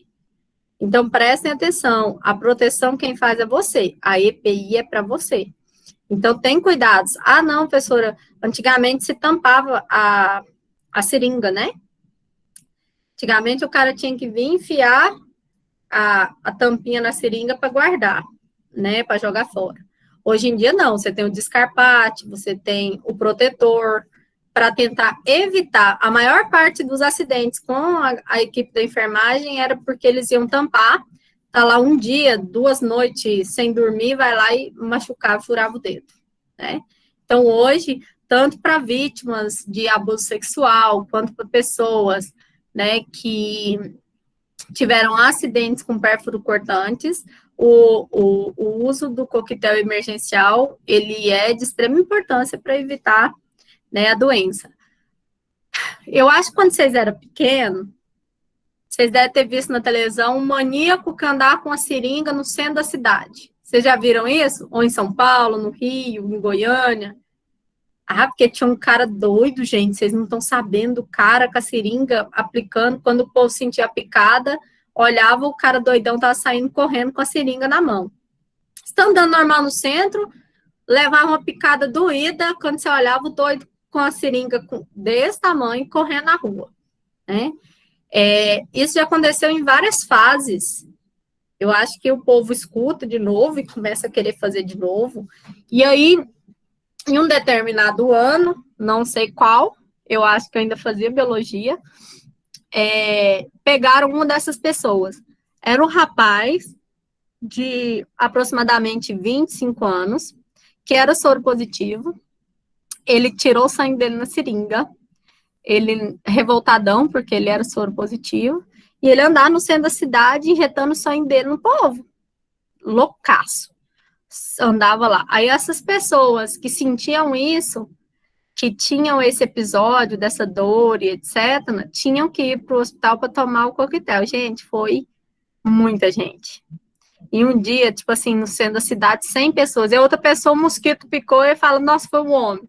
Ia lá sem nem ter certeza se foi, né? Se aconteceu. Era dentro do ônibus, era em vários locais. Isso aconteceu já nos 3 episódios nesses últimos 20 anos, gente.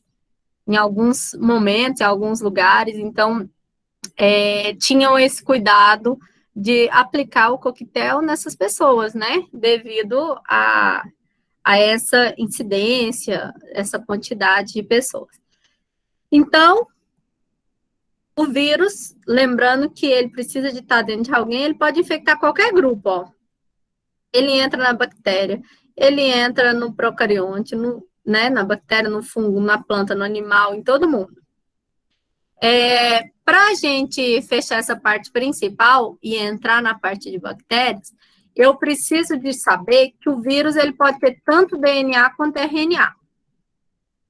E o vírus ele pode ser desprovido de proteína, mas ele pode também paralisar corpos e plantas. Ele é muito forte, dependendo do vírus. A gente vai ver várias doenças aí de humanos, como a gente está vendo aí o coronavírus, que a gente fala tanto, né? O vírus em si, a gente vai ver várias doenças virais muito importantes que a gente vai abordar. A partir da aula que vem, a gente vai falar um pouquinho mais sobre essas doenças, tanto para animal, quanto para... Deixa eu ver aqui, cadê? Essa aqui. Quanto para animal, quanto a gente vai falar um pouquinho sobre ela para o restante da população. Gente, a veterinária está aqui nessa turma? Só me falem para eu me organizar para as próximas aulas. Alguém da veterinária, que eu esqueci se é só na genética ou se na micro também tem. Acho que foi semestre passado. Bora lá. Aí, quando a gente fala sobre vírus, quando a gente fala sobre isso, a gente já sabe que o vírus, ele não tem célula, que ele é muito importante, que ele vai estar aí contaminando células saudáveis, a gente já sabe de tudo isso, Ô, Sana, você escreveu sim, foi para veterinário ou era sim de outra coisa? Capaz que era outra coisa, né? Então, veterinário eu acho que não tá aqui. Ok. E aí, quando a gente Outra falar... coisa, né? Oi, Rô. Acho que Foi foi outra... outra coisa. Eu sou de farmácia. Então, é. E aí, quando a gente falar, então, do vírus, você vai lembrar que o vírus pode estar na bactéria, no fungo, no animal e no vegetal, em tudo. Tá certo? Porque ele não tem vírus. Aí eu falo, por que então, se ele tem que estar dentro de uma célula, se o vírus precisa de estar dentro de uma célula, por que então eu vejo que na COVID o vírus pode ficar na sacolinha do supermercado? Gente, tem uma luz vindo aqui na minha cabeça, não tem? Olha. Melhorou. Por que será que então esse vírus fica no corrimão da escada? Por que ele consegue ficar 2 dias circulando no ambiente fechado? Por que ele pode ficar na maçaneta, na sacolinha e etc? Quem sabe me dizer? Se o vírus precisa de estar dentro de uma célula? Quem consegue me falar sobre isso? Mutação. Mutação, cada vez ele vem mais forte, mas não é por isso. Quem pensa aí? Vamos pensar junto. Cri, cri, cri. Cadê, meu povo? 77 pessoas online. Todo lugar tem bactéria? Sim. Mas o vírus, possivelmente, ele não precisa de estar só na bactéria. Por que umas pessoas morrem é caixão fechado, outras não precisam de caixão fechado, não para Covid, tá? Outras não precisam de caixão fechado e outras não podem nem ter velório. Pensa comigo. Pessoa morreu de gripe normal. Gripe normal. Caixão aberto. Morreu, a doença morreu junto. Pessoa morreu de H1N1. Caixão fechado. Mas pode ter velório. Pessoa morreu de Covid. A família pode estar em volta do caixão por 10 minutos, 20 minutos, mas não pode velar, não pode abrir, não pode fazer tal coisa. Pessoa morreu de ebola. O caixão tem que ser queimado. Qual seria essa diferença? O que levaria a essa diferença? Fala comigo, bebê. Diga, Jennifer.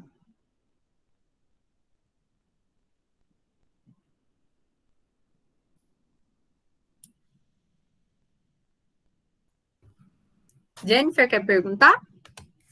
Não, pelo modo de contágio, tipo, se o vírus é transmitido pelo ar, por secreções, essas coisas? Na verdade ajuda, né? Aqueles vírus que eles são principalmente de via respiratória, por perdigotos, né? Esse líquido e tal. A COVID, por exemplo, ela é por perdigoto. Essas gotículas que saem da nossa boca, pelo suor, etc. Mas, por exemplo, a variante Delta, ela contamina 10 vezes mais a pessoa que está no mesmo ambiente. A variação dela é 10 vezes mais, né? A gente tinha aí a de Wuhan, da China, que era 20% só de contaminação no ambiente. Apareceu a Alfa, que era... Deixa eu lembrar do nome aqui, se é Alfa ou se é Beta. Rapidão, peraí, para eu não falar errado. Que eu estava estudando isso ontem à noite. Deixa eu mandar para vocês aqui no grupo, para vocês verem o tanto que é interessante. Minha ex-professora do mestrado que postou e eu tirei um print. Ó, a variante beta, que é a da África do Sul, que veio, né, para o Brasil e tal, ela era 25% de chance de ser transmissível. A alfa, que é aquela do Reino Unido, que matou muita gente no Reino Unido, ela é 29%. A gama, que é aquela de Manaus, do Brasil, ela é 38% de transmissibilidade. E a delta, que é essa da Índia, é 97% mais transmissível que todas as outras. vocês verem a diferença, né? Então, o risco é muito maior. Então, vou dar um exemplo para vocês. Hoje são 24, eu estou há 17 dias sem ver meu marido, porque ele é enfermeiro em Brasília, e aí ele tá os plantões dele, os últimos, foi no covidário. Então, lá tem o covidário, né? As pessoas com Covid mais fraco, mais sério, e agora tem um Covid da Delta. E aí ele foi escalado há mais ou menos 15 dias para ficar nesse lugar. Então, ele tem que ficar 14 dias de quarentena, dormindo no hotel lá, para ele poder vir aqui, se não apareceu nenhum sintomas, porque o risco de contágio dessa é muito maior, e os sintomas é muito mais gripais, né? E a sorte que eu não vi, porque senão eu tava achando que eu tô morrendo, porque eu peguei uma gripe normal, saiu meu exame ontem, não é Covid, é gripe mesmo. Então, assim, o risco dos profissionais da saúde de contaminação, além dessa infecção generalizada que vai vir, porque tem aí as aglomerações, o povo perdeu a noção, né? Abriu tudo. O risco é gigante, gente. Só para vocês verem, abriram as escolas de Goiânia. Abriram 7 escolas das principais, 100% na sala, sem ser o ensino híbrido, porque as prefeituras, ela escolhe se pode ser ensino híbrido ou não. Por exemplo, a prefeitura de Anápolis diz que pode retornar, mas com ensino híbrido, que é esse que vocês estão tendo, que é 30% das pessoas para ter prática e o restante de teoria de casa. Então, pode revezar, uns dias vão, outros dias ficam em casa. As escolas, elas voltaram lá em Goiânia 50% a 100%.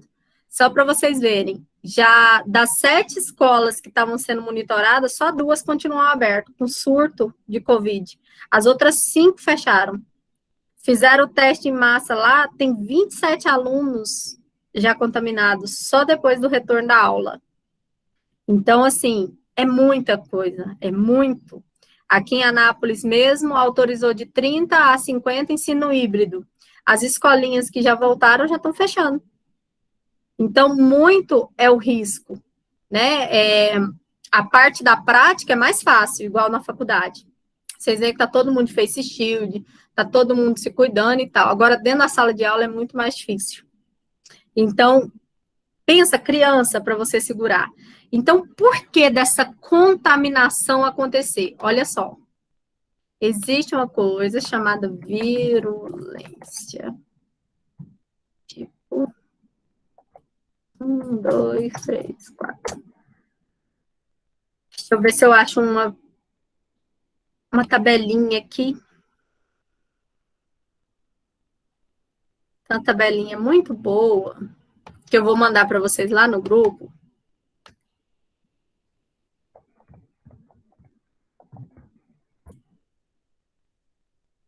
Contaminação, eita. A virulência é a capacidade que o vírus tem, né, ou a bactéria, porque virulência não significa que é só vírus, tá bom? Que ela tem de se disseminar e causar doenças. Então, a gente vai verificar que existem tipos dela, tipos de contaminação dela. Eu vou mandar para vocês uma tabelinha bem bonitinha aí, para vocês guardarem, porque já vai cair na prova de vocês, ou de primeira ou de segunda VA, tá? Deixa eu mandar aqui. Nossa, tá carregando 1 milhão de recados chegando ao mesmo tempo. Microbiologia matutino. Deixa eu mandar aqui para vocês. Essa tabelinha, ela vai mostrar a capacidade que cada vírus tem de se propagar. Risco moderado, risco leve, risco elevado e etc. Então, olha só, mandei no grupo de vocês. Olha só, existe risco tipo 1, que é aquele, por exemplo, da gripe. Baixo risco de morte para quem tem, baixo risco de morte para quem pega, de propagação. Tipo 1. Então, caixão fechado não precisa. Tipo 2, risco moderado para quem tem, risco baixo para quem está tendo contaminação, e tem hoje em dia aí profilaxias, por exemplo, a pneumonia, tá? Por exemplo, não precisa do caixão fechado, mas tem risco, pode dar risco de morte para quem tem, não para quem está perto. Tem a pneumonia bacteriana, a gente vai ver aí também outras doenças como esqueci o nome, depois eu lembro e falo para vocês. Risco tipo 3, alto risco, olha só, ele tem alto risco para quem tem a doença, baixo risco para quem pega, e ainda não tem profilaxia em si. Esse é do H1N1, né? A profilaxia seria a vacina, que hoje já tem. A COVID, eu quero que vocês pensem se ela é risco 3 ou se ela vai ser o 4. Risco 4, elevado risco de morte e de passar para outras pessoas, e elevado risco de pessoa que pegar morrer também. Esse é o Ebola, tá? Que caixão fechado, com fogo e etc. Então, tem muito risco de morte, risco elevadíssimo aí de tudo, certo? Então, a virulência é ela que fala para mim o tempo que esse vírus vai ficar aqui no ar, quanto tempo que vai demorar. Vocês acham que a COVID, ela é risco 3 ou 4? O 4 é elevado risco de morte para quem tem, elevado risco de morte para quem se aproxima. Só de estar no mesmo local. E a COVID é elevado risco de morte para quem tem e moderado para quem se aproxima. A Célia acha que é o 3, eu quero saber de todo mundo.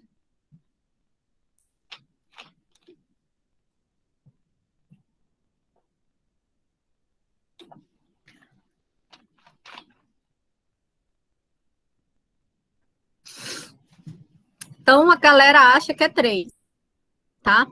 Por quê?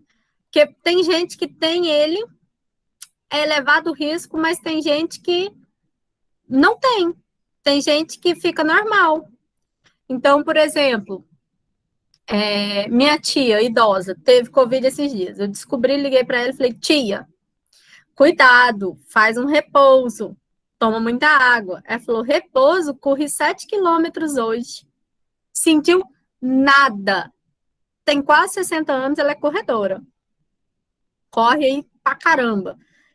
E não sentiu nada, né? E outras pessoas que tiveram, já pioram grave, com 2 dias, com 3 dias, já fica ruim, etc. Então, risco moderado, para quem se aproxima, não quer dizer que se aproximou da pessoa que você vai ter, né? Eu dormi na mesma cama que meu marido 3 dias antes de saber que ele tinha Covid. Eu não peguei, ele continuou. Então, assim, não quer dizer que tem, mas tem risco sim, é o risco tipo 3, por isso que ele demora muito. Se fosse o Ebola, que eu vou passar um filme para vocês assistirem, daqui umas 2 aulas, só para vocês entenderem um pouquinho como é tipo 4, o filme do Ebola, ele mostra isso em relação à microbiologia, é super interessante, tá certo? Deu para entender como que é a parte dos riscos? Mandei lá no grupo de vocês. Certo até aí? Ok. Então, tem uma parte que é chamada de parte cultural. A parte cultural, ela prejudica muito em determinadas ações microbiológicas. O que é? Tem culturas que elas não cuidam da saúde, ela é a parte religiosa. Professora, mas como assim? É a parte religiosa quem vai atuar diretamente para contaminação ou não. Vai facilitar essa parte. Vamos lá, vamos dar um exemplo. Todo mundo já viu falar do Rio Ganges? Quem assistiu o Caminho das Índias, né? Outras novelas aí, o Clone, nananana, mas Caminho das Índias. Caminho das Índias, ela mostrava lá de manhã que o pessoal ia lá no Rio Ganges.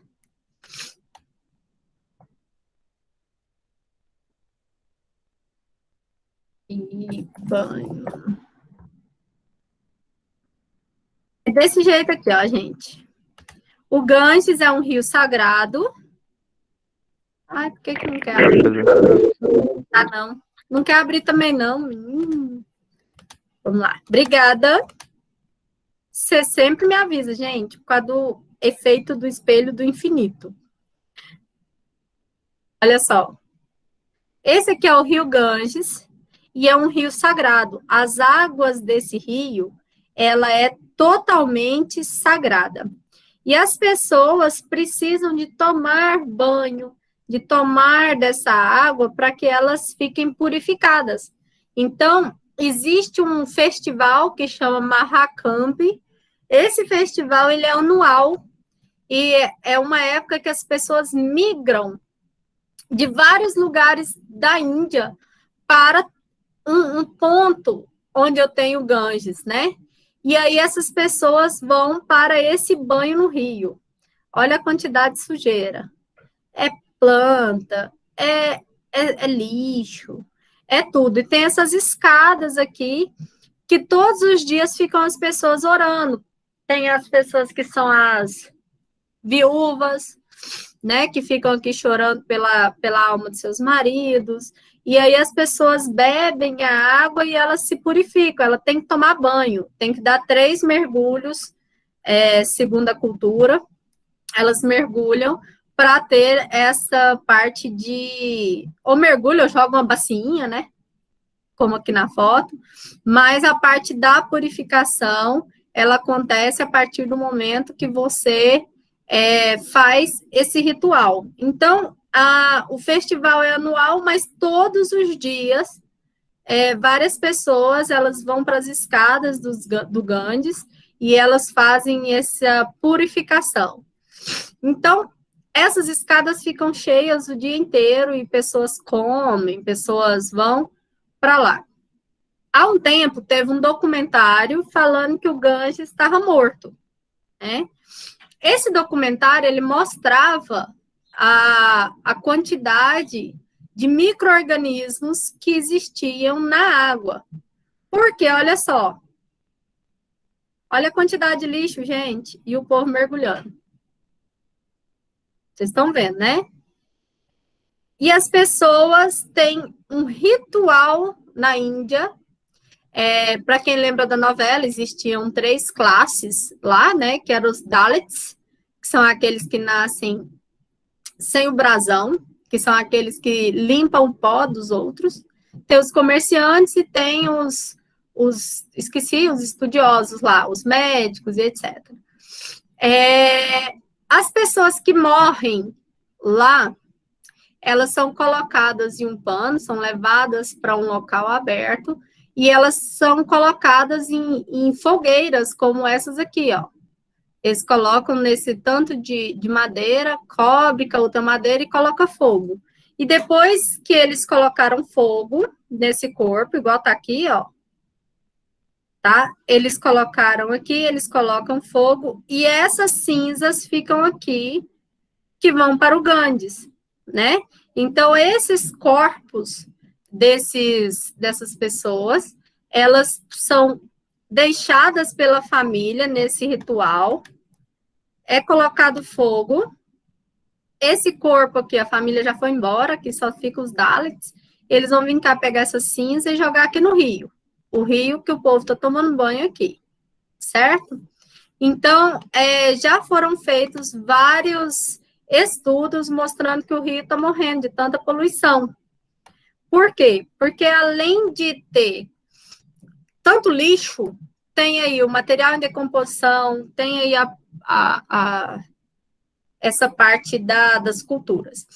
Quando é uma mulher grávida ou quando é uma criança, gente, eles enrolam e soltam no rio. Não queima, porque são sagrados.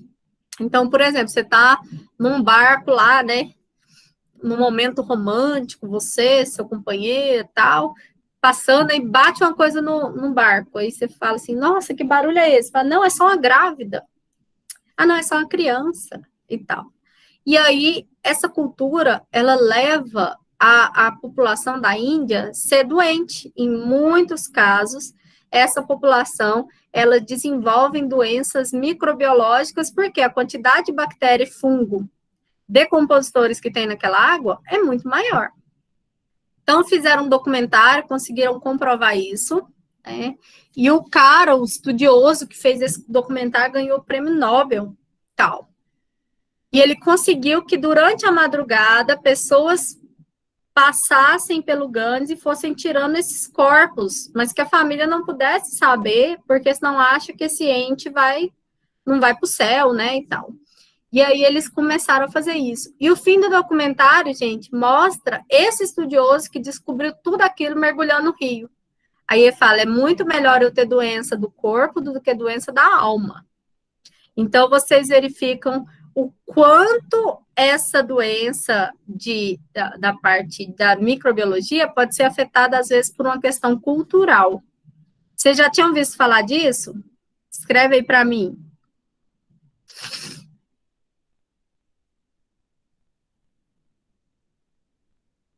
Essa é uma cultura da Índia, né? É uma cultura indiana, por exemplo. Gente, é louco. Agora, se eu falar para vocês a da África, que é importante vocês saberem, por serem profissionais da saúde, por que na África o ebola, ele passa tão rápido, né? Ele se dissemina tão rápido. Na África, existe o ritual do beijo ao morto. Na África, o morto morreu, né? Deixa eu ver se esse aqui é um velhinho que morreu. Velhinho morreu aqui, né? Eles colocam ele em cima de uma cadeira, ó. Eles estão carregando esse morto para um determinado local. E aí tem o ritual desse morto ser sentido amado. Você já viram aquela dancinha do que eles dançavam aqui, né?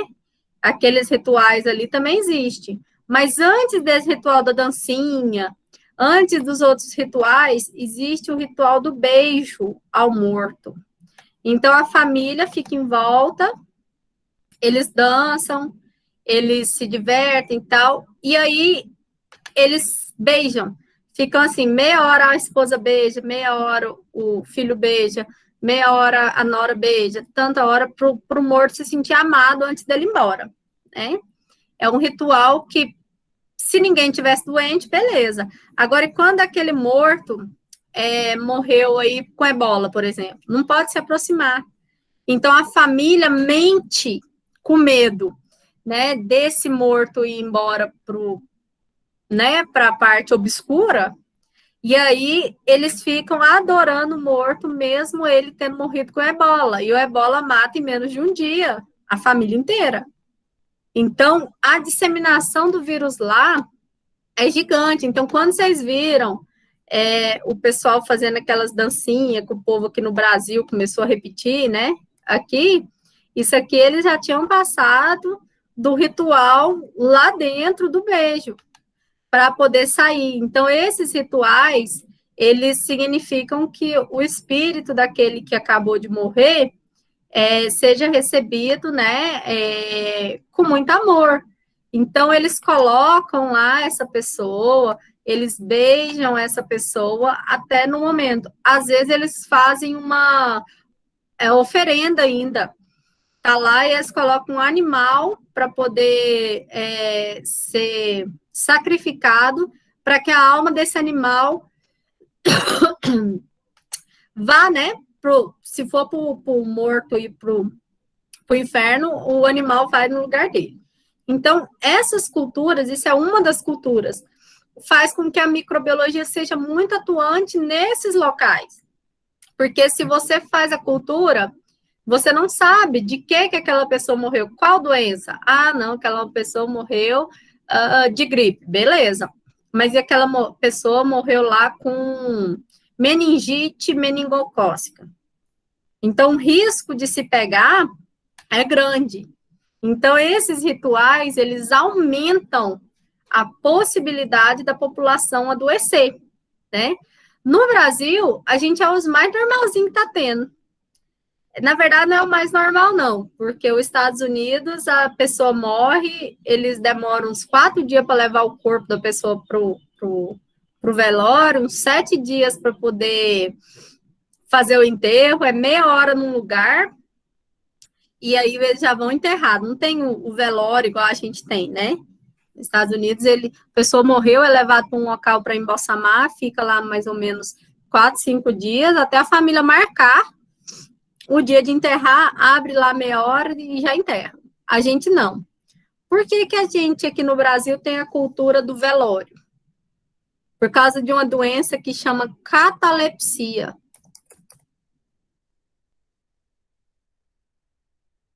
Catalepsia é aquela doença que ela já foi muito estudada, onde a pessoa, do nada, ela começa a ter um ataque cataléptico, onde os sinais vitais acabam.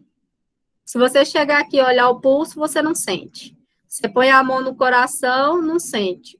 Por causa dessa baixa circulação, a pessoa enrijece e fica frio. Então, eles acham que a pessoa morreu. Então, é comum aquele corpo, aquela pessoa com catalepsia, em torno de 7, 8 horas, acordar. Então, por isso que o velório foi colocado aí nas décadas, nos séculos passados, e era comum em determinados locais aquele morto levantar no meio do velório dele. Então, tinha velórios de festas, esperando o morto acordar, por causa dessa doença aqui chamada catalepsia. Depois vocês pesquisam sobre ela. As fotos da internet são boas, não. A catalepsia, você acha que a pessoa morreu, né? Você vai olhar tudo. Tem um filme que chama Catalepsia Projetiva. É um filme que fala um pouquinho sobre isso. Então, é normal da pessoa estar ali e ela não morreu, mas ela não tem nenhum sinal vital perceptível. Então, tem gente, existe aí nos Estados Unidos, por exemplo, tem um senhor que é muito rico, que ele fez no quintal da casa dele um local que tem um elevador, tem como apertar, tem uma geladeira sempre com comida, tem um telefone, e o caixão dele não vai ter trava. Se ele acordar lá depois, ele levanta, come, avisa o povo que tá lá e tal, né? Assim seria legal. Mas existem outros casos dessa doença, da catalepsia, que elas já levaram várias famílias aí a descobrir que aquele corpo foi revirado porque a pessoa acordou depois de ser enterrada. Então, assim, são doenças que a gente vai ver que são muito estranhas. Teve um músico, aquele do Alan e Aladim, não sei se vocês já viram as musiquinhas deles, as músicas sertanejas. Um deles foi enterrado, a mãe sonhou com ele, referente a ele ter acordado, desenterraram e tal, e ele estava todo rasgado, mostrando que ele havia acordado. Então, a catalepsia é uma das doenças que a microbiologia tenta estudar. Na verdade, não tem nada a ver com microbiologia. Eles tentavam ver que seria bactérias ou fungos que poderiam ocasionar a catalepsia. E, na verdade, é uma função neurológica, não tem nada a ver com fungo e bactéria como achavam antigamente. Então, ela é uma patologia que, em vez de você ter o estímulo, como acontece na epilepsia, que a pessoa fica nervosa e se debate, ela faz o contrário. Então, chama catalepsia. Várias pessoas têm. Por isso, o velório é aconselhado em torno de mais de 6 horas, porque se a pessoa tiver, né? Menina, sabe que eu não sei do Elvis, mas existe a intenção aí de vários locais que a catalepsia não é microbiológica, hoje já se sabe que é cerebral, vocês vão ver quando vocês entrarem em físio com Bruce, lá na frente, ou patologias, vocês vão ver que até na biópsia muda as células das zonas do neurônio. É super interessante, né? E aí, o estudo dessa parte, não da catalepsia em si, porque não é microbiologia, mas o estudo foi evoluindo durante os tempos, né? Então, as culturas, elas podem auxiliar a aumentar a incidência de doenças. A cultura brasileira da aglomeração, por exemplo, é uma delas que faz aumentar.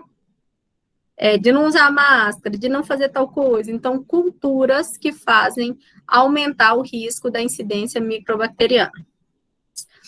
Gente, muita informação hoje. Tá dando para entender? Então, a microbiologia, ela está ativada em tudo. Tanto a questão dos altos riscos de contágio, quanto da questão viral, quanto das questões das vacinas. Até aí, beleza?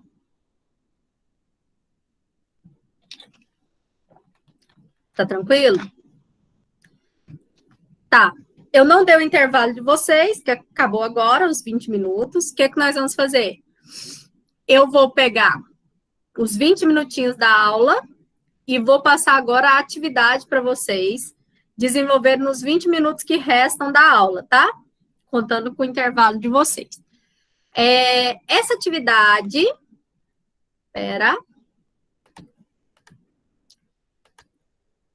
Vocês vão continuar com a parte 1, que é aquelas 5 questões. Eu vou passar as 5 que faltam dela.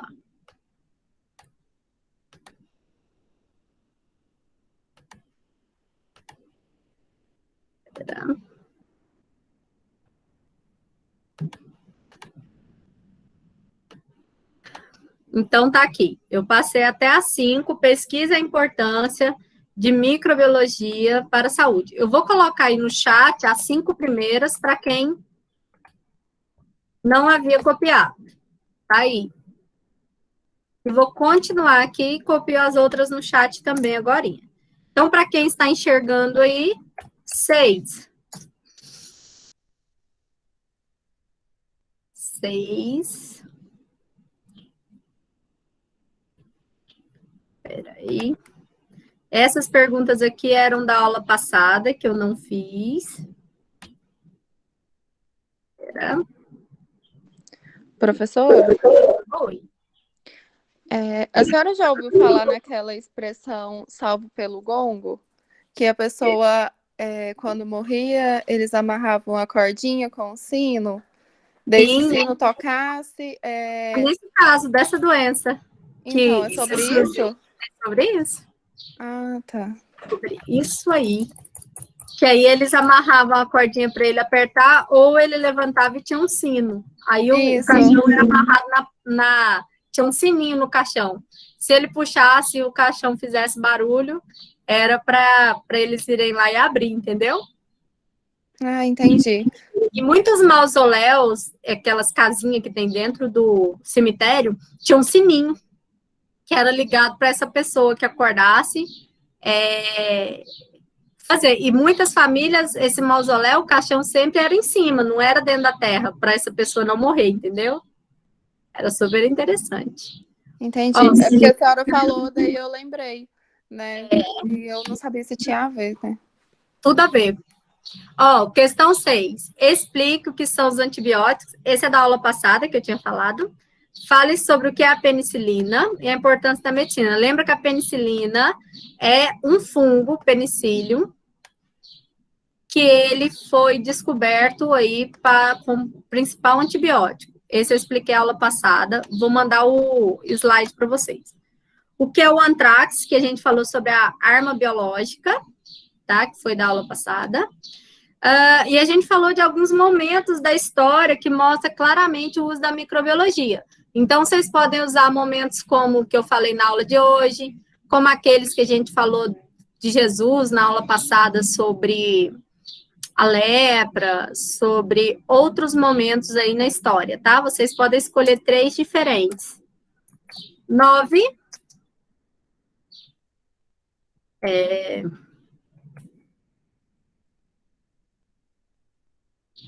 Sobre os vírus.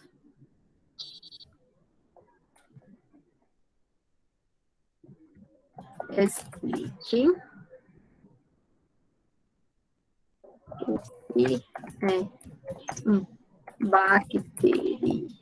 Bacteriófago.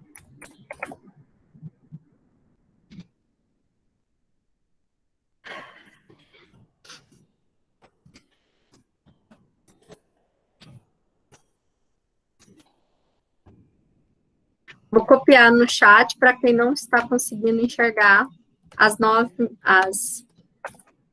questões de hoje. Está faltando um ainda. Manuscrito, tá, gente? E a 10.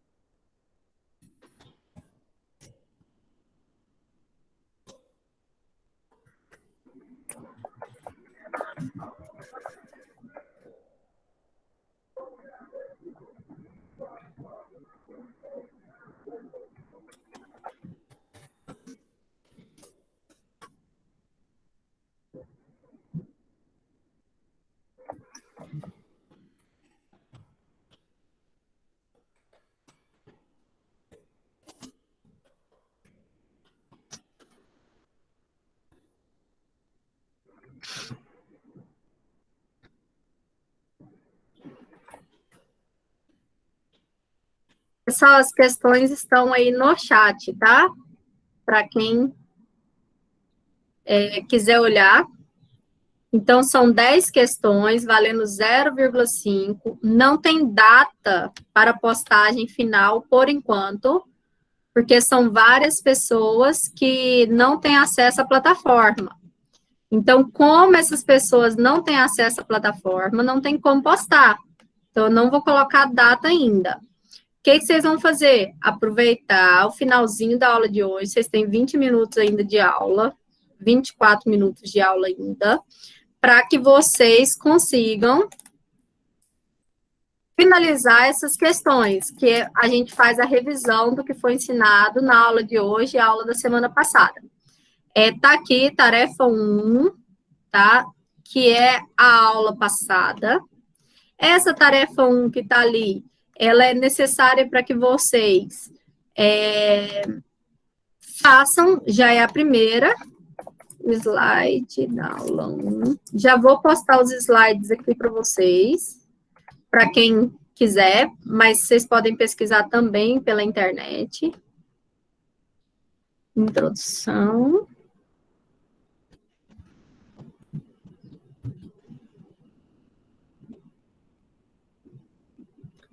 Então, já postei aquele slide que fala sobre a história e tal, tal, tal.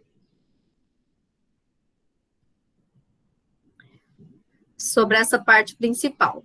Vou mandar lá no grupo também agora para vocês, certo? Todo mundo está conseguindo copiar aí do chat?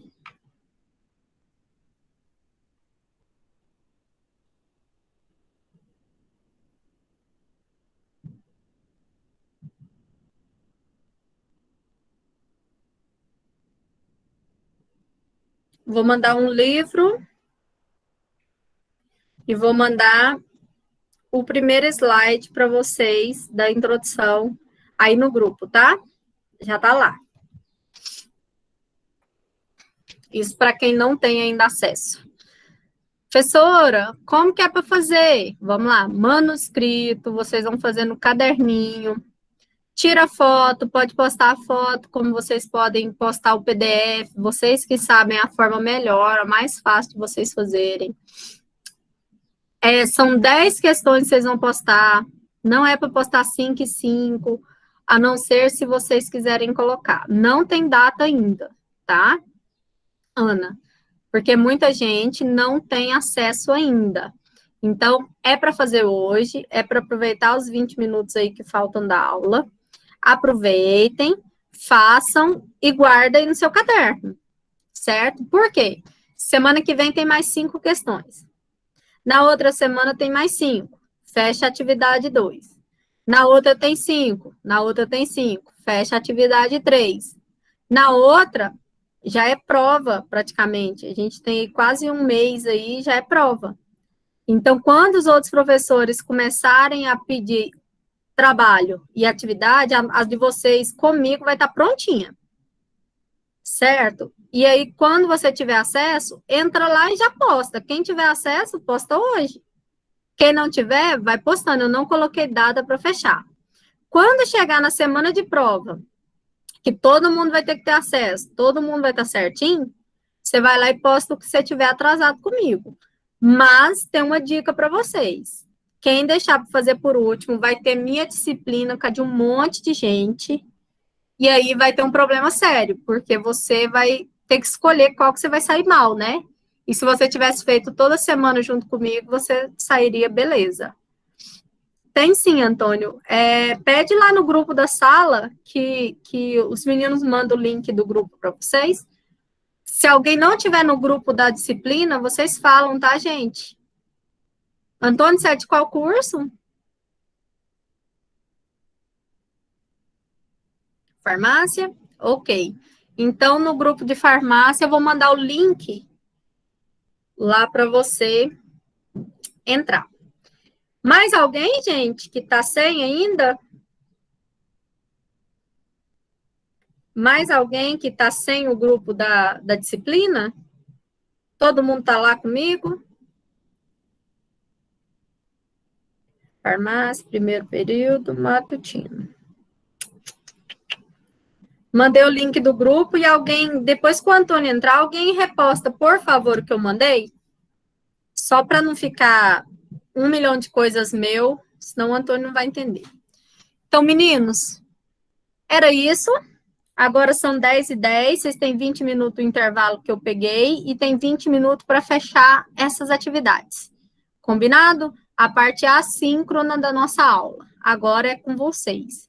Então, ótima semana para vocês, que Deus abençoe, muito juízo. Vocês viram que a microbiologia está aí diário com vocês e vocês vão ter que tomar cuidado, tá certo? Ó, um beijo, até semana que vem. Qualquer coisa, pergunta no grupo, porque no privado eu não estou conseguindo ver, tá? Ó, um beijo, Thaísa. Beijo, gente. Fiquem com Deus. Até mais. Logo eu posto para vocês a gravação. Ah, e para quem não assistiu a gravação, eu vou repostar. Para quem não tem acesso, eu vou repostar as gravações que eu mandei domingo, tá? Um beijo, até mais, gente. Tchau, professora. Obrigada. Tchau, Camila. Tchau, Tchau, tchau. professora.